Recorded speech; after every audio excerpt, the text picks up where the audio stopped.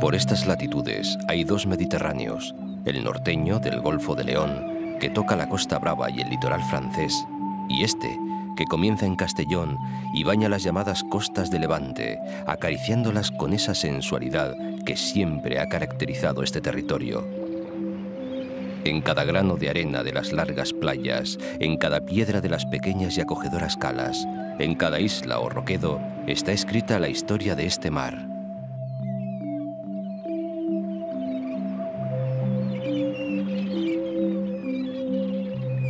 Pero también en los humedales, donde viven las aves migratorias, en los vastos arrozales, en los coloridos campos de naranjos y limoneros.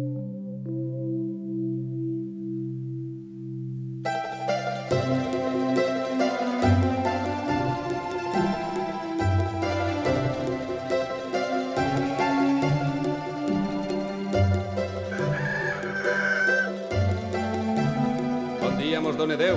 Bon día. El borboteo de las acequias, el murmullo de los cañaverales, los ladridos de los mastines vigilantes. Despertaba la huerta y sus bostezos eran cada vez más ruidosos. Rodaba el canto del gallo de barraca en barraca. Es la palabra de Blasco Ibáñez, la voz que en Cañas y Barro hace despertar a un nuevo día su paisaje más íntimo, la Comunidad Valenciana.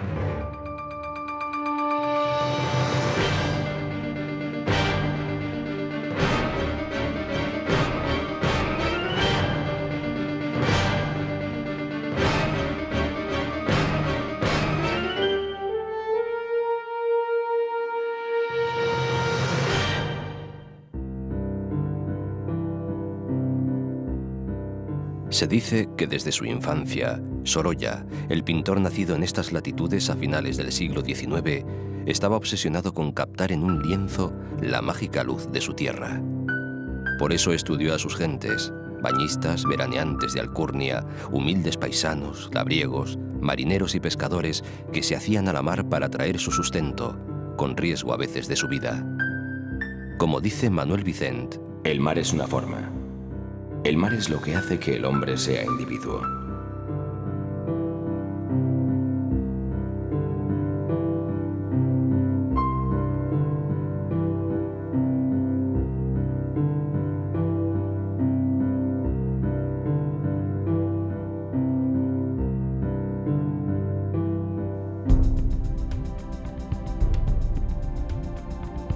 Son inciertos los orígenes de Vinaroz, aunque el poblado ibérico del Puig nos lleva a tiempos muy lejanos.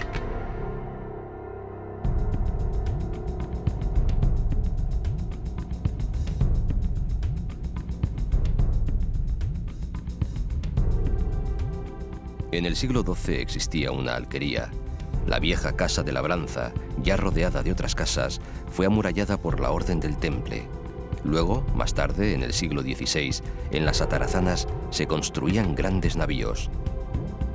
Un dato para la pequeña historia. El 11 de junio de 1710 moría aquí, de un atracón de langostinos, el general duque de Vendôme, celebrando quizás el haber situado en el trono de España al primer Borbón. Ya entonces eran famosos y golosos los langostinos de la zona. Dicen de su plaza de toros que es la única que se alza a orillas del mar, uniendo así el mito del Minotauro mediterráneo y el de la fiesta nacional, en uno de los ruedos más pintorescos de España.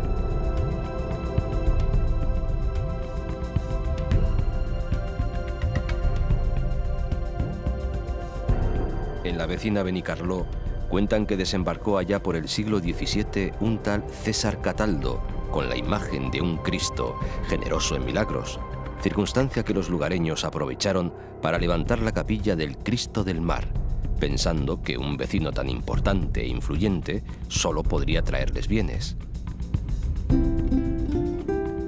El pueblo fue escenario de múltiples aconteceres bélicos, desde incursiones de piratas a asedios napoleónicos, para acabar, durante las guerras carlistas, asaltado e incendiado por Ramón Cabrera, conde de Morella, el llamado Tigre del Maestrazgo.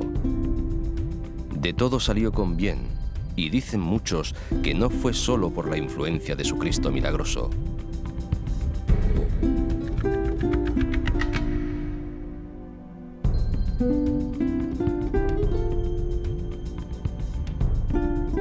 Corría el año 1411, cuando Benedicto XIII decidió, obligado, por supuesto, y nada menos que por 2 concilios, abandonar Aviñón e instalar su corte papal en un castillo del siglo XIV que ocupaba un imponente peñón alzado 64 metros sobre el azul del mar.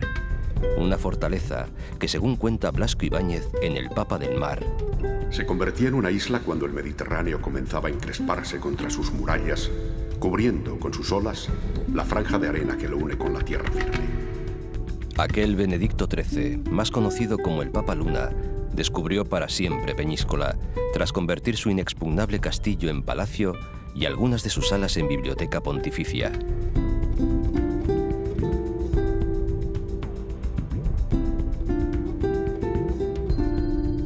Por aquí habían pasado griegos, fenicios y romanos, y hasta aquí llegaron, desde luego, los árabes.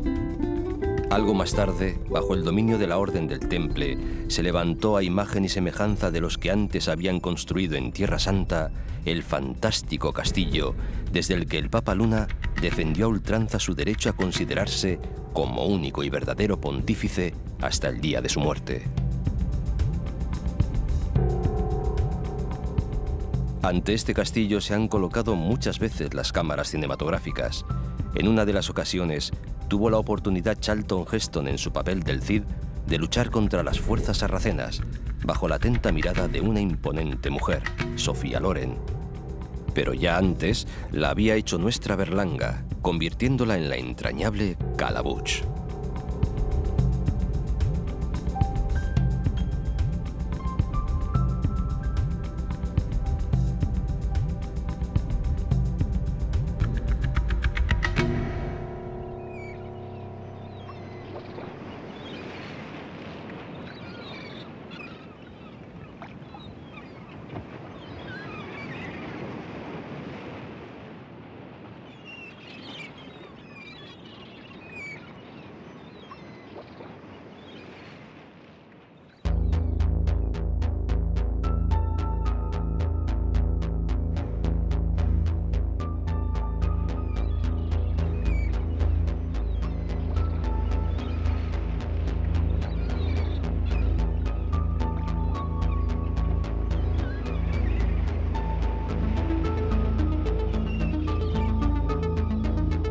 Hacia el interior, Alcalá de Xivert tuvo mucha importancia cuando los árabes eran dueños y señores de estos pagos.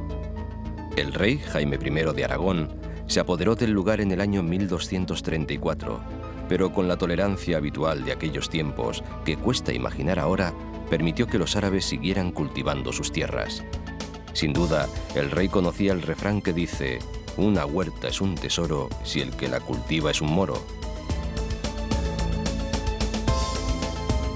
Hoy, todo el entorno ofrece importantes complejos residenciales y un magnífico puerto deportivo.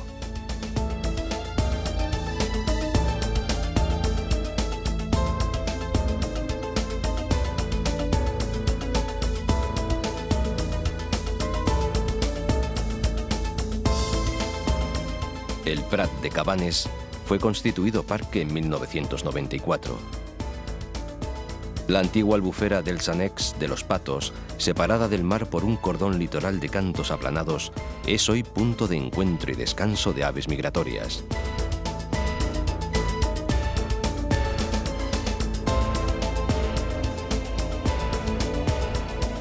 El castillo de Oropesa, que perteneció al Cid Campeador, se halla sobre un espolón rocoso junto a la población.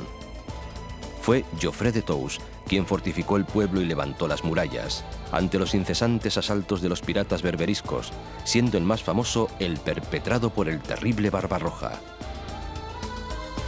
Más tarde, durante la Guerra de la Independencia, los franceses, al mando del mariscal Suchet, volaron el castillo y parte de la muralla ante la valerosa resistencia del pueblo. Hoy es una relajada ciudad de descanso y vacaciones.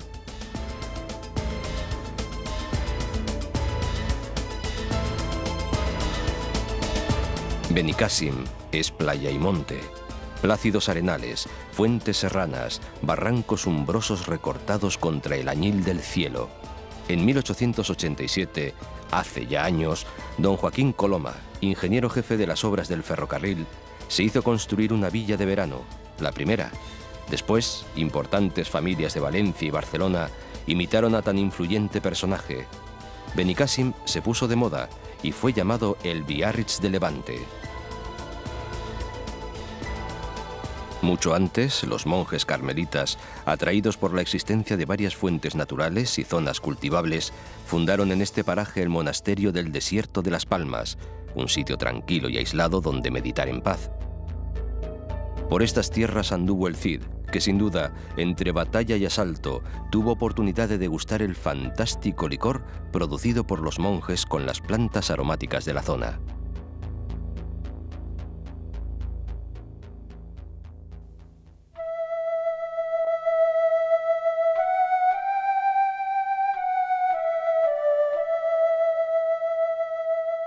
Fueron los navegantes romanos los que nombraron a este archipiélago Columbraria.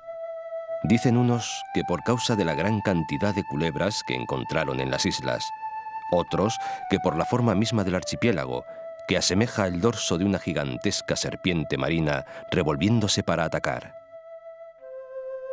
Los 67 metros de altura de la montaña del Faro de la Illa Grossa representan la mayor altitud del archipiélago. Este es el testimonio geológico de los restos de la chimenea central de un antiguo volcán.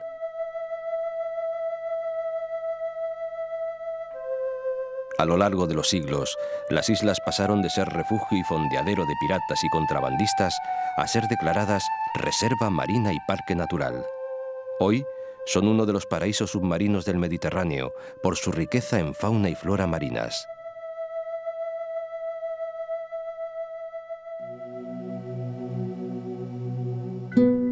Los árabes construían sus ciudades en los puntos más altos para dominar el entorno. Castellón no fue una excepción. La ciudad primitiva se hallaba a unos cuantos kilómetros de su actual emplazamiento. Conquistado el castillo moro por Jaime I, autorizó el traslado de la población a un nuevo lugar, más cerca del mar y más llano. Con este traslado que la tradición sitúa en el tercer domingo de Cuaresma de 1252, nacía Castellón de la Plana.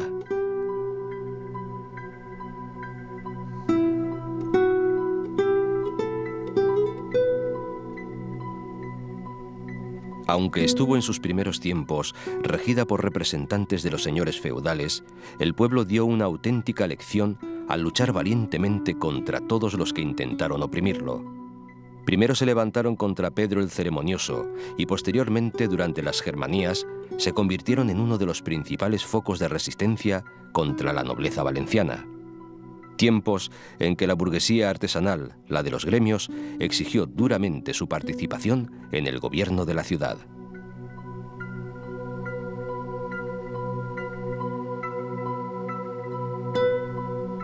Luego, durante las guerras carlistas, logró rechazar los ataques del Tigre del Maestrazgo, el general Cabrera, por lo que Isabel II le otorgó el título de fiel, leal y constante ciudad.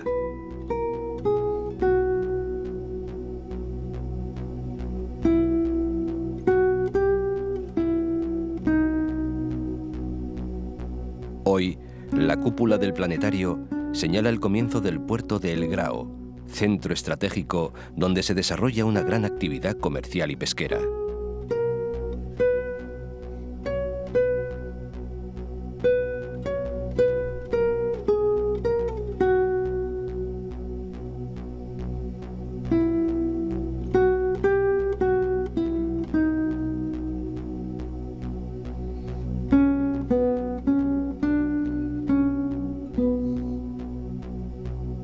El entorno natural de Almásora está marcado por el delta triangular que el río Mijares forma en su desembocadura, Les Goles. El río marca las pautas del desarrollo económico, social y cultural de estas tierras. De hermosa y amenísima villa, calificó Cervantes a Villarreal.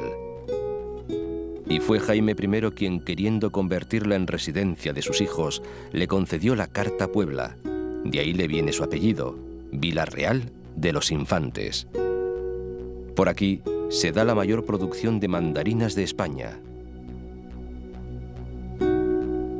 Burriana es la ciudad verde de los árabes. Por aquí, concretamente en Vilabella, nació el escritor Manuel Vicent. Sin duda, de estos paisajes viene su fascinación por el mar. Dijo en una ocasión refiriéndose a su novela Son de Mar: El Mediterráneo me pertenece, porque es mi posesión literaria. Es algo que he visto, vivido, gozado, soñado y amado. Un paisaje que se convierte en un fluido que entra y sale del alma de mis personajes.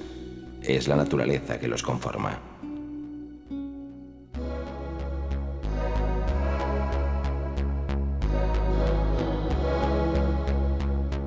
Sagunto se erigió en una colina que domina el cauce del río Palancia, un emplazamiento privilegiado, dominando el mar y el interior.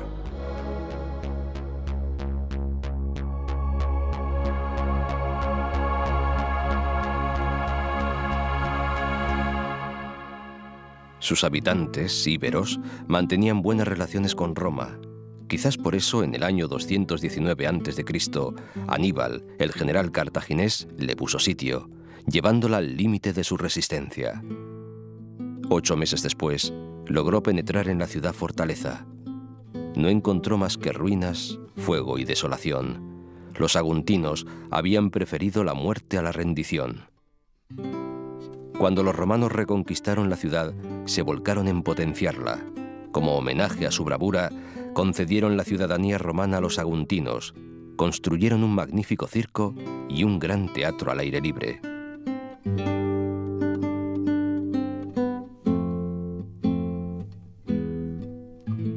Más tarde, como es de rigor en todas estas tierras, fue árabe.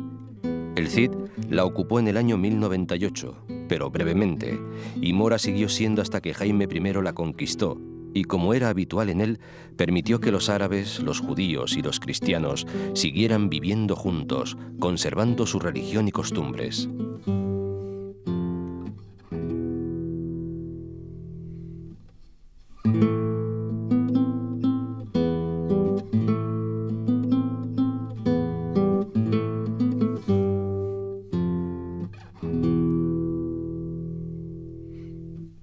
Por Pusol pasaba la principal calzada romana, la Vía Augusta. Fue el capítulo de la Catedral de Valencia quien ostentó el señorío de la población, que vivió siempre a la sombra de Sagunto y el monasterio del Puig.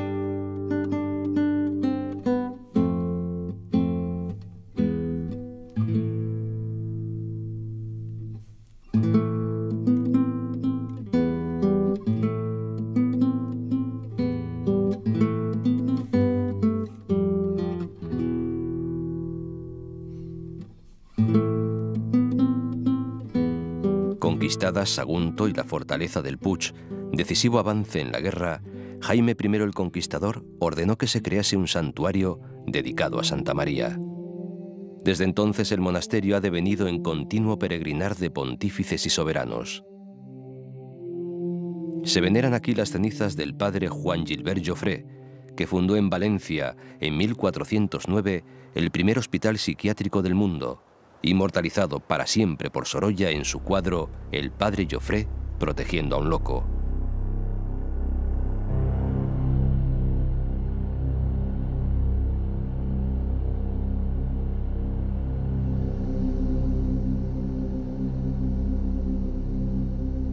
Núcleos residenciales salpican la costa y sirven de prólogo a la estupenda playa de la Malvarrosa, ya en plena capital valenciana.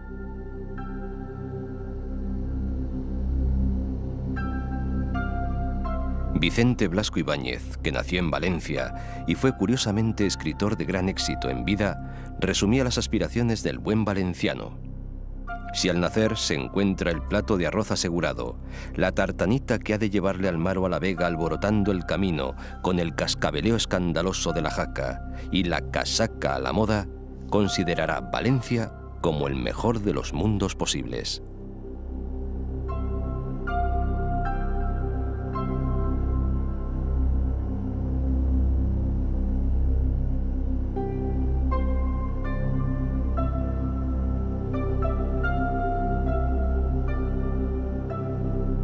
Valencia fue fundada por los romanos, dominada por los árabes, conquistada por el Cid y traspasada a su esposa doña Jimena, y Jaime I de Aragón, al conquistarla definitivamente, la proclamó nuevo reino cristiano.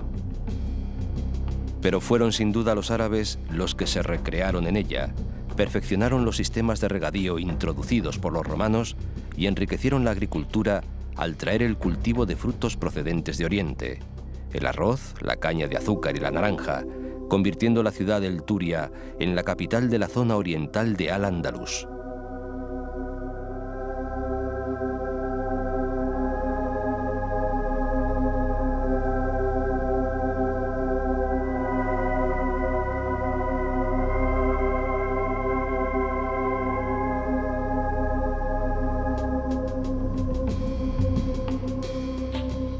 En el siglo XI se levanta una nueva muralla que resguarda la ciudad vieja y los barrios de artesanos y comerciantes. Surgen así dos ciudades, la morería, que tenía sus propias murallas, hostales, mezquita y tiendas, y la judería, donde convivirán en paz durante mucho tiempo los hombres de las tres religiones, hasta que motivos políticos provocan la expulsión de los judíos en 1492 y de los moriscos en 1609.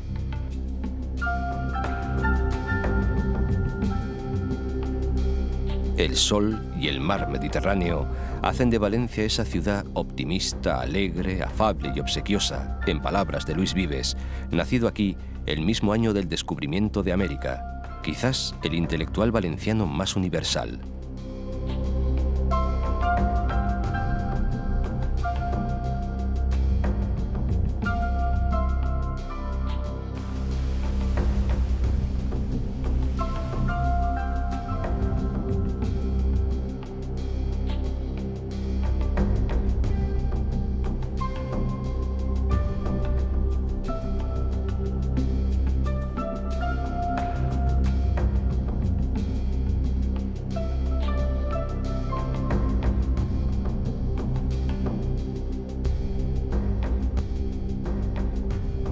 La catedral se asienta en el mismo lugar donde se erigió el primer templo de la ciudad, en la época romana, donde posteriormente estuvo la mezquita árabe. Conserva el Santo Cáliz, que según la tradición utilizó Jesucristo en la Última Cena. Y cada día existen menos dudas de ello. Denunciats de la séquia de Quart.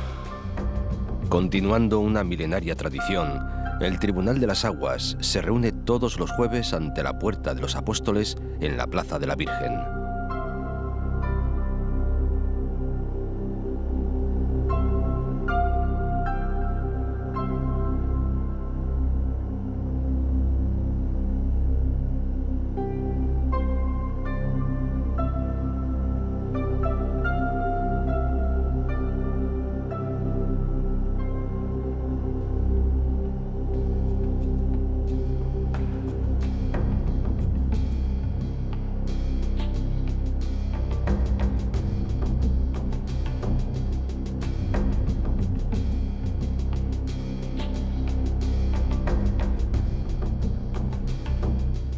Me fui a la luz de la luna, a hablar contigo a la reja. No saliste y me dejaste a la luna de Valencia. Eso de quedarse a la luna de Valencia es un proverbio que viene a significar quedarse uno chasqueado en sus propósitos. Dicen algunos estudiosos que a cierta hora se cerraba el puerto de Valencia con una gran cadena y los barcos que no habían entrado habían de esperar en alta mar hasta el día siguiente, a la luna de Valencia.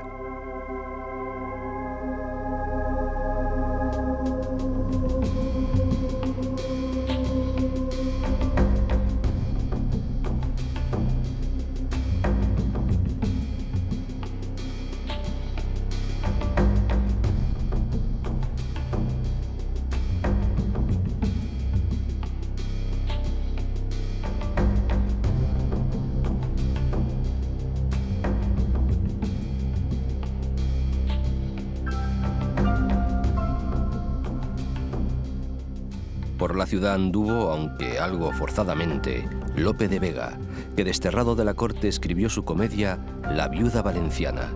Lástima que no viera el alarde de imaginación que cada año derrochan los geniales creadores de esta tierra para festejar su gran fiesta de fuego, arte y humor.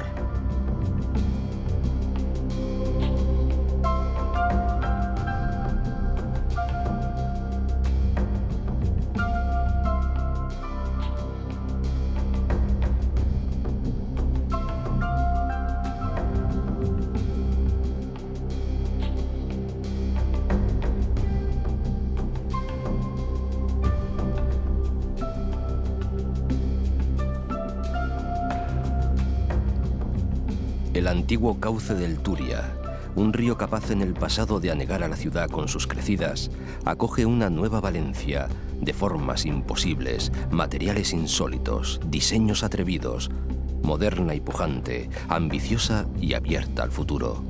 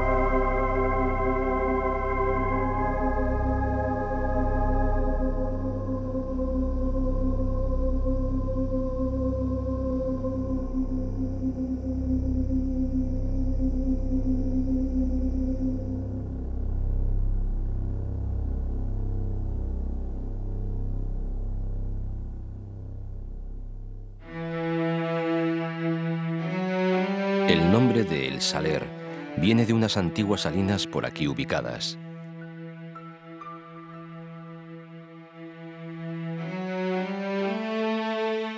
Plinio llamó a la albufera estanque ameno y Estrabón, el geógrafo e historiador griego, anota en su geografía: es un lago marítimo tan grande que ha menester un día natural de andadura el hombre de a caballo que quisiera rodearlo todo. Los árabes la llamaron Buaira, pequeño mar. Y por aquí acamparon las tropas del rey Jaime I antes de entrar en la ciudad. La albufera fue el regalo que hizo el Cid Campeador al emir de Zaragoza por su ayuda en la conquista de Valencia. Cuentan que en la laguna se esconde una gruta cubierta por bellas compuertas de cristal que dan paso a un río subterráneo que desemboca en las fuentes de la albufera. Y aseguran que el conde de Cervallón se encargó de ocultar la entrada con piedras, arena y matorrales. También lo hizo que aún hoy en día nadie ha conseguido descubrir la entrada de tan valioso secreto. En verdad se trata de un lago separado del mar por un cordón litoral, un ecosistema que ha constituido desde siempre una reserva para agricultores, pescadores y cazadores y un atractivo turístico único para quienes hasta aquí llegan buscando sol y playas.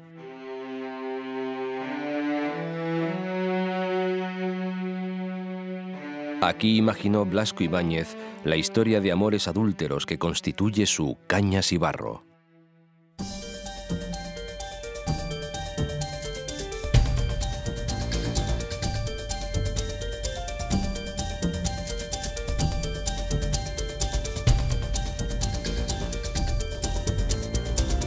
Gaspar Escolano, un eclesiástico e historiador valenciano, nacido en 1560, escribió un curioso libro, Décadas de la historia de Valencia, que cuenta la historia de estas tierras hasta la expulsión de los moriscos. En él se habla de las minas de oro y plata que hubo en Játiva, Burriol y Cullera. De ellas viene el nombre del Monte de Oro, en cuya ladera, junto al Júcar, se extiende Cullera. En 1550, la villa cayó por sorpresa en manos del pirata turco Dragut, lugarteniente de Barbarroja, y aunque se enviaron refuerzos para liberar a los cullerenses, los corsarios los utilizaron como rehenes, incrementando su botín con el pago de los rescates. Ante el peligro de nuevos ataques, Cullera quedó durante años prácticamente despoblada y por ello se inició la construcción de importantes fortificaciones.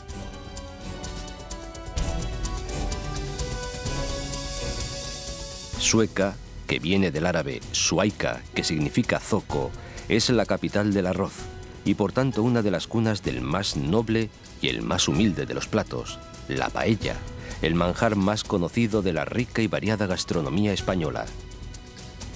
Aquí nació en 1873 el maestro Serrano. En 1908 se le encargó para la exposición de Valencia la creación de un himno al que puso letra el poeta Mariano Tous. Tanto éxito y tan popular se hizo la pieza entre el pueblo que en 1925 fue aprobado como himno de Valencia. Alcira, que significa la isla del Júcar, es la capital de la comarca de la Ribera Alta. Aquí concluyó en el año 1245 la conquista del reino de Valencia por Jaime I, y fue también el lugar que el rey escogió para renunciar al trono en favor de su hijo Pedro, tan solo 24 horas antes de morir. En esta costa de Levante todo es historia, como por ejemplo en la Valdigna. Es tradición que el nombre le viene al valle por una conversación entre el rey Jaime II, nieto del conquistador, y el abad de Santes Creus, que tenía fama de ser hombre de ingenio rápido e inteligencia abierta. Admirando la belleza del lugar, el rey comentó: «Che, quina vall més digna per un monestir de la vostra religió». Y el religioso, haciendo justa su fama, contestó en el acto: «Vall digna, señor». El monasterio se hizo y dio nombre al valle entero.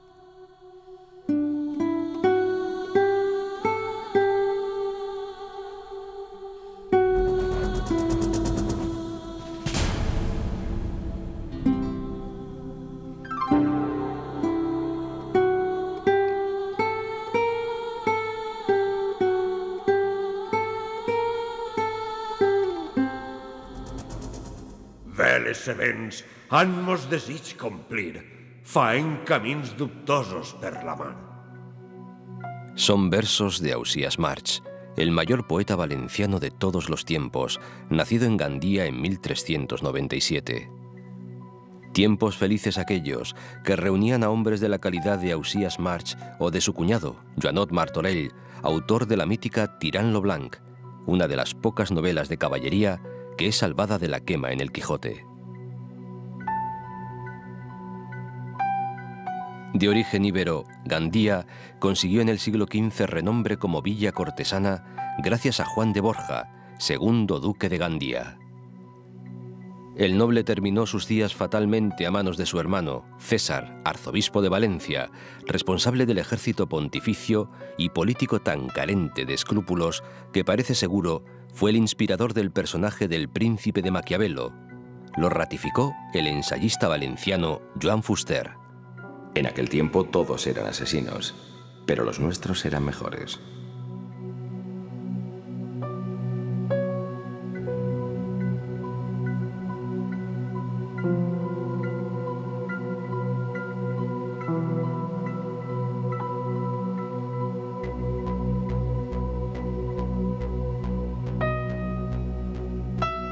Corresponde a ese siglo la mayor parte del rico patrimonio de la ciudad.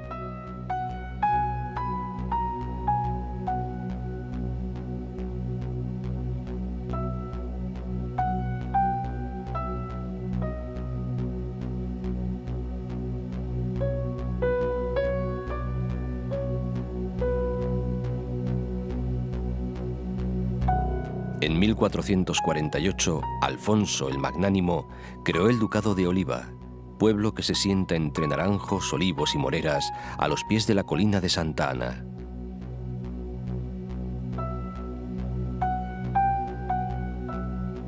Hoy es un complejo turístico residencial, cuyo campo de golf contrasta con el Marjal, una antigua albufera en la que los carrizales forman balsas de limpia agua.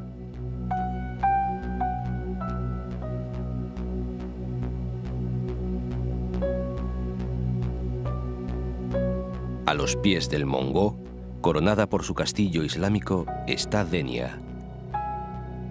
Sus orígenes se remontan a los primeros pobladores y visitantes de la península ibérica, íberos, fenicios y griegos. Su excelente situación geográfica ha condicionado su historia. Cuenta la leyenda que el emir de los omeyas recaló un día en Denia y se enamoró de una hermosa cristiana con ojos de verde esmeralda. Pero la muchacha rechazó sus ofertas. El príncipe juró volver y, pues no había obtenido a la mujer, tendría el territorio entero. Así, con una leyenda, podría haber nacido la taifa de Denia, donde las promesas incumplidas eran severamente castigadas con el deshonor y el destierro. Se dice que los días en que el mar se encrespa, aún se oyen entre las ruinas del castillo los suspiros del emir enamorado.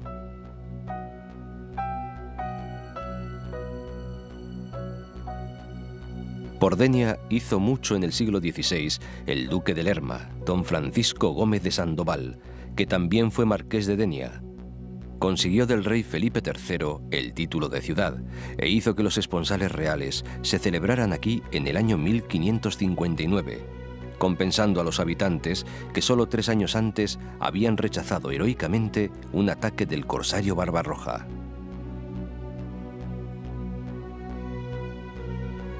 El 27 de octubre de 1580 llegaba al puerto de Denia, al fin liberado, el cautivo de los moros más famoso de la historia, Miguel de Cervantes Saavedra. Estos recuerdos le hacían volver los ojos a una mole que avanzaba en el mar, azulada por la distancia, despegada de la tierra a simple vista, como un islote enorme. Blasco Ibáñez compara en Mare Nostrum el mongó, símbolo de la marina alta, con la mano de un gigante, aunque en la memoria de sus habitantes aparezca descrita como una tortuga dormida con patas y cabeza dentro del caparazón. Añade Manuel Vicent. Aquí los pedernales de los cabos de la Nao y San Antonio hacen de fragua, y al quemarlo, lo transforman en rachas furiosas que por la espalda de Denia se vierten al mar, formando serranas a través de los barrancos.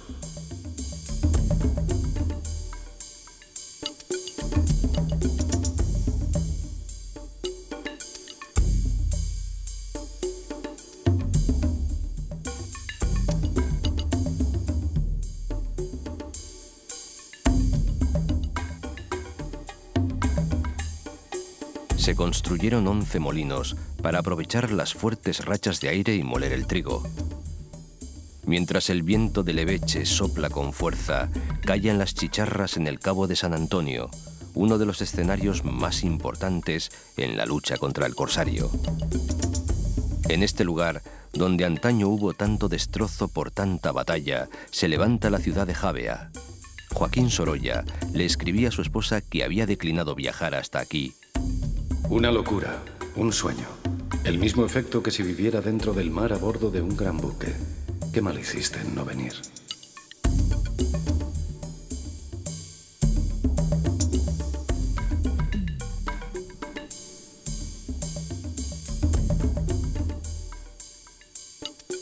Es uno de los litorales más espectaculares de la Costa Blanca.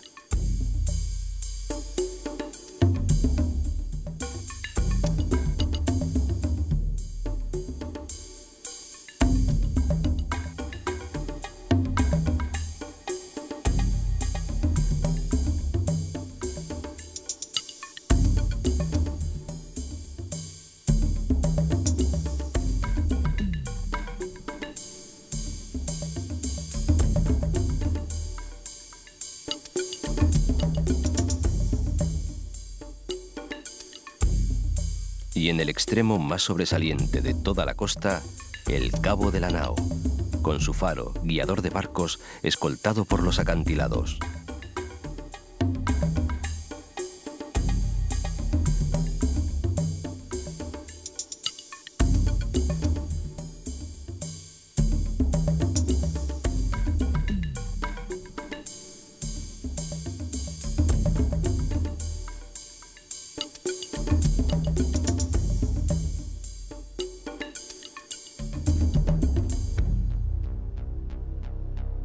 El peñón de Ifac es una formación rocosa de 332 metros de altura que se adentra 1 kilómetro en el mar.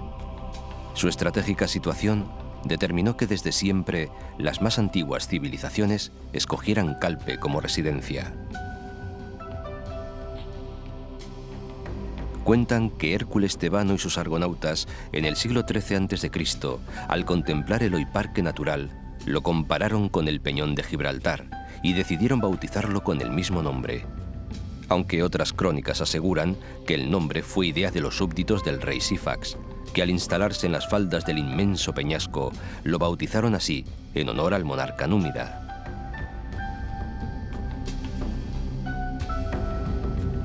Su situación lo convirtió desde siempre en una fortaleza militar. Pero toda precaución fue poca, y una noche de 1637 saltaron a tierra 600 turcos. El pueblo, sorprendido, fue víctima de un secuestro masivo que obligó a los vecinos a viajar como prisioneros hasta Cerdeña. Durante 5 largos años, Calpe se convirtió en una ciudad desierta y fantasmal, hasta que poco a poco los secuestrados fueron siendo canjeados por prisioneros piratas y grandes sumas en oro.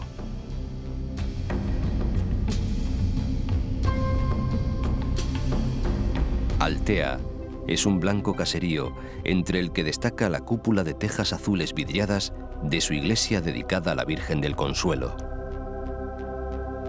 El nombre viene muy probablemente del griego Altaya, que significa yo curo, y se dice que este era un sitio saludable, una villa medicinal a la que llamaban la reina de la Marina Baixa. El pueblo amurallado fue creciendo y extendiéndose hacia el mar hasta crear el barrio marinero del Raval de la Mar, junto al cual nació el puerto pesquero.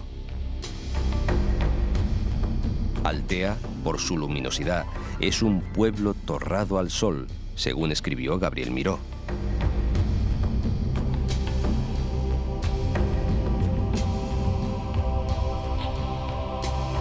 La Sierra Helada, que debe su nombre a los fríos aires del este,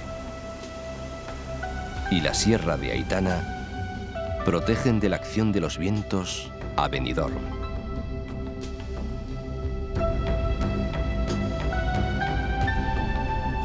La villa, asentada sobre un promontorio rocoso que separaba 2 ensenadas, contaba entre sus habitantes a expertos marineros y pescadores muy solicitados en el arte de las almadrabas.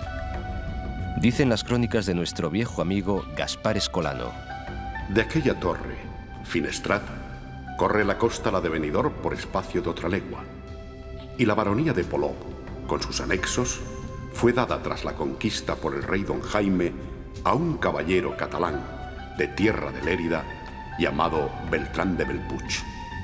Así parece que fue, aunque la historia es larga y el tiempo pasa deprisa. A principios del siglo XX, los habitantes de Benidorm viven fundamentalmente de la pesca.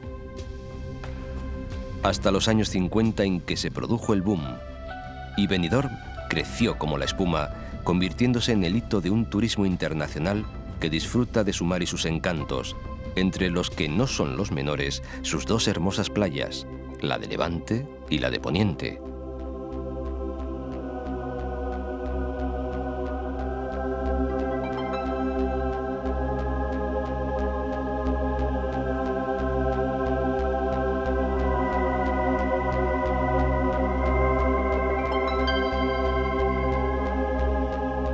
Esta es tierra de fabulosas hazañas y felices encuentros.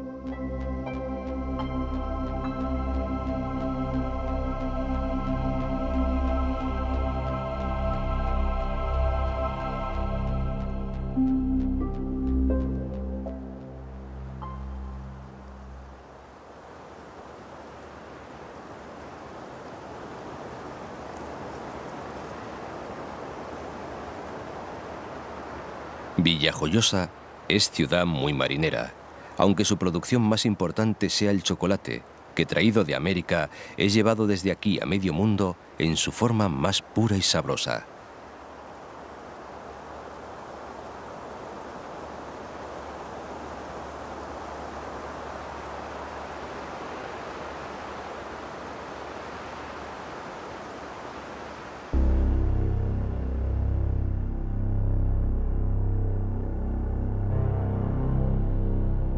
La romana Lucentum, la que según Plinio era ciudad de latinos viejos, registraba ya 100 años antes de nuestra era gran actividad.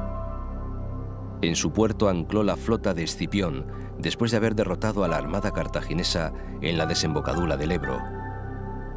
Pero fueron los árabes los que la convirtieron en un vergel.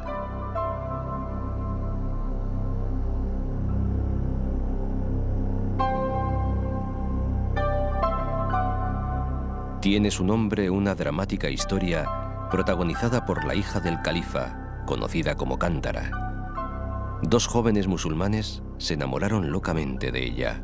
El califa, ante el gran dilema, tomó una decisión. Los pretendientes deberían llevar a cabo una tarea concreta.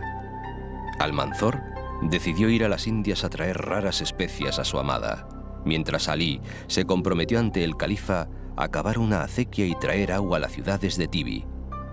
Dicen las crónicas que mientras uno iba rápidamente con sus barcos a las Indias, Alí no se tomó tan en serio su trabajo. Se dedicó a escribir poesías a su amada e ir diciendo que la amaba. Cántara se enamoró de él locamente. Pero un día llegó Almanzor con sus barcos y el califa, que era hombre de palabra, le concedió la mano de su hija. Alí, desesperado, se tiró al vacío por un barranco donde se construyó algunos siglos después el pantano de Tibi. Y Cántara, desesperada también, decidió seguir los pasos de su amor y se arrojó al mar desde el risco de San Julián, que desde entonces vino a llamarse el Salto de la Reina Mora. Tras los acontecimientos, el califa murió de tristeza y sorprendentemente su efigie apareció grabada en el monte Benacantil. Cuenta la leyenda que la corte, impresionada por los hechos, decidió llamar a la ciudad Alicántara.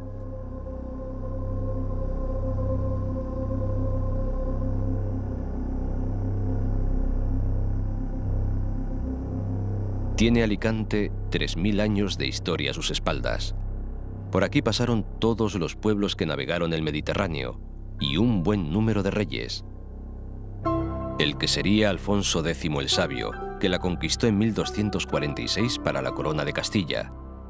Jaime I, que la incorporó al reino de Valencia. Y en 1490, Fernando el Católico, que le otorgó el título de ciudad.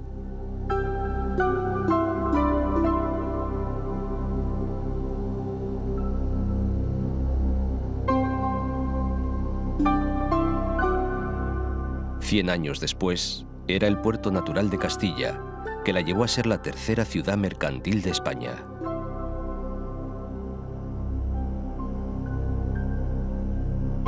Sobre el Portus Ilicitanus de los romanos, se construyó en 1556, en época de Carlos V, el pueblo nuevo de Santa Pola, con su castillo, que servía de baluarte contra los piratas berberiscos que utilizaban como base la próxima isla de Tabarca.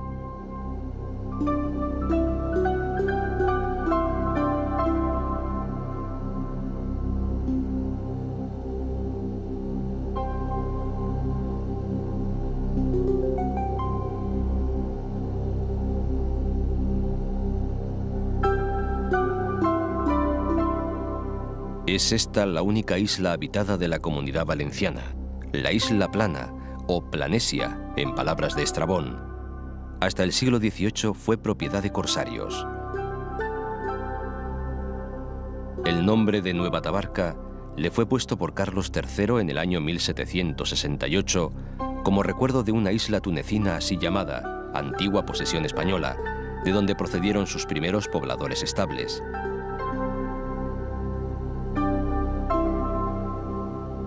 Torrevieja, blanca de sal y morena de soles, debe su evolución a la explotación de la sal, que se obtiene en dos lagunas, la de La Mata, que linda con Guardamar, y la de Torrevieja, las dos comunicadas por un canal que las hace complementarias. Hasta 1 millón de toneladas de sal han dado estas explotaciones, cuya producción ya se conocía en el siglo XIII. Pero Torrevieja es conocida también por otras razones. Todos los años se reúnen gentes del mundo entero junto al mar, mirando a levante, para escuchar las habaneras del festival anual, esas canciones que cuentan de amores y desengaños con ritmo nostálgico.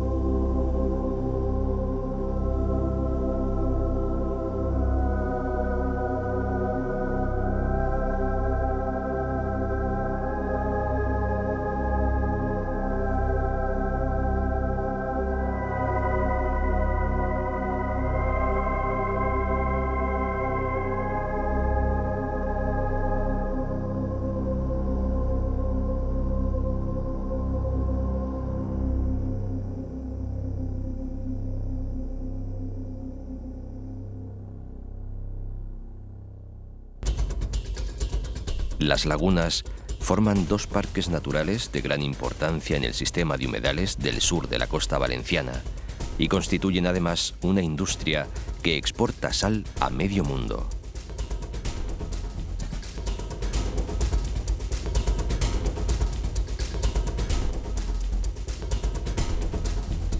Levante, por donde aparece el sol, tierra de mitos y leyendas. Por ella pasó el dios, luego el titán, el héroe al fin. Tierra de sol y de flores, y de olas, y de vientos, y de faros, y de cohetes y olor a pólvora. Tierra que han enriquecido las culturas más diferentes para hacerla tierra civilizada. El comercio fenicio, los teatros romanos, la feraz huerta mora. Ay, Miguel, qué bien lo dijiste en esos versos. Eres todo de sol, te empuja la alegría, te detiene en la muerte, en el trigo, en la pena, y todo en ti es de vida, de solares cumplidos. El día es tu riqueza.